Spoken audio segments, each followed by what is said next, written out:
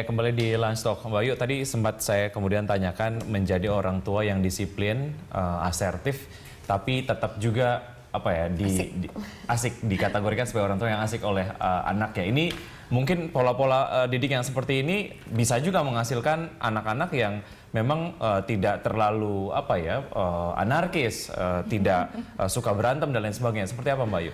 Anak-anakku di rumah mungkin ya punya kebebasan untuk berkomunikasi karena anak seniman ya. Kebetulan aku seniman, papanya juga seniman. Jadi kita sangat bebas dan terbuka.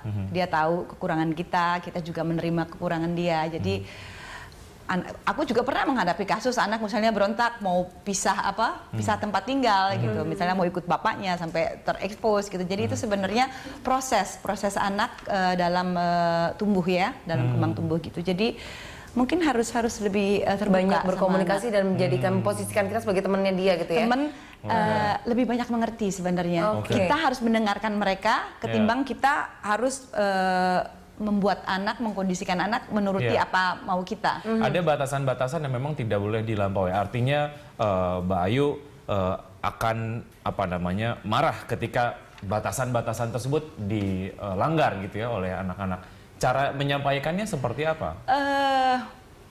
Keluarga seniman itu biasanya ekspresif ya kan, berbagai cara. Tapi yang penting itu yaitu intinya kita orang tua harus mendengarkan dan mengerti serta memahami anak. Dengan energinya, energi cinta, energi kasih sayang. Jadi anak itu harus didengar seperti yang saya bilang di permulaan tadi. Mereka lagi pertumbuhan, hormonnya fluktuatif sekali. Jadi kita aja orang dewasa kalau ada gangguan hormon aja babak belur. Jadi ya kita yang harus mengerti dan mendengar mereka dan memberikan pengarahan yang bijak, memberikan ruang untuk mereka mengaktualisasikan dirinya. Mariam ini kan udah umur 18 nih ya, Mbak Ayu ya. Itu umur yang menurut saya tuh rentan juga gitu kan, Mbak Anggi ya. Belum dewasa dini juga tapi udah lewat masa remaja gitu kan. Gimana menghadapinya Mbak supaya tidak ikut kelompok yang dibully maupun kelompok yang membuli. Nah, ini kalau saya lihat Mariam perkembangannya sekarang ini 18 cukup mature untuk anak perempuan ya. Makanya saya kaget juga udah 18 kok bisa begitu ya. Memang perkembangan setiap anak beda-beda.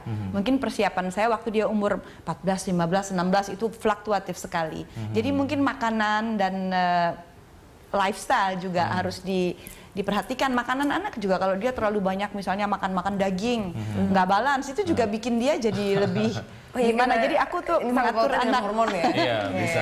Iya, jadi memang harus dibalance makanannya, kegiatannya, kemudian apa yang ditonton, teman-temannya. Jadi alhamdulillah Mariam sekarang ini lebih komunikatif dan tidak fluktuatif waktu dia 14 atau 15 atau 16.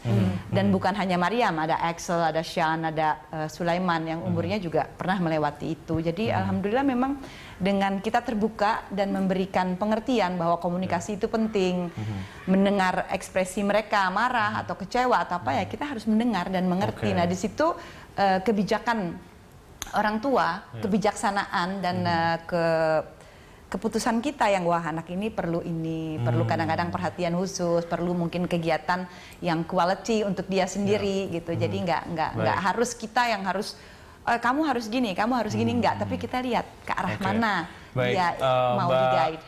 Anggi, kalau kita lihat dari karakteristik dari remajanya sendiri gitu ya, mungkin dari sisi kriminolog, bagaimana ketika akhirnya ada remaja yang memang sudah terlanjur melakukan kekerasan terhadap temannya ataupun mungkin dia menjadi objek kekerasan yang dilakukan oleh teman-temannya. Pendekatan seperti apa atau mungkin terapi yang bisa dilakukan yang mungkin bisa efektif?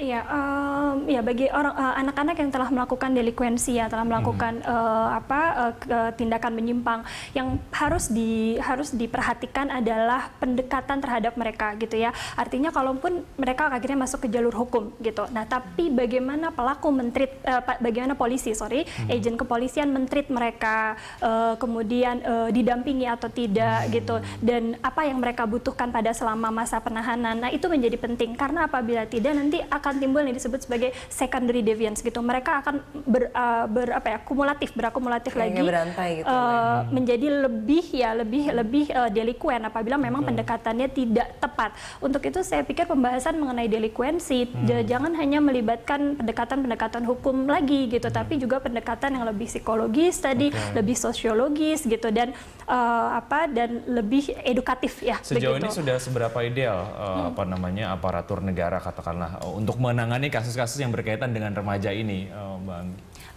Saya kira kalau misalkan bicara mengenai penegak hukum itu pasti kan mereka melihat dari tindakan apa yang dilakukan remaja ya, begitu. Apabila sudah masuk dalam kategori unsur-unsur tindak pidana, tentu saja nanti ada jalurnya sendiri. Tapi kita mempunyai memang belum terlaksana, tapi ada yang disebut sebagai pendekatan yang memang di luar jalur hukum gitu ya, pendekatan yang semacamnya gitu ya, Mbak. Di luar daripada jalur hukum. Nah itu mungkin perlu ditingkatkan kembali. Iya, dan juga mungkin ciri-ciri dari anak-anak yang mungkin tadi kira-kira akan berpotensi ya untuk melakukan anarkis atau tindakan-tindakan lagi, misalnya violence dan sebagainya. Tapi kita akan bahas itu setelah jeda berikut.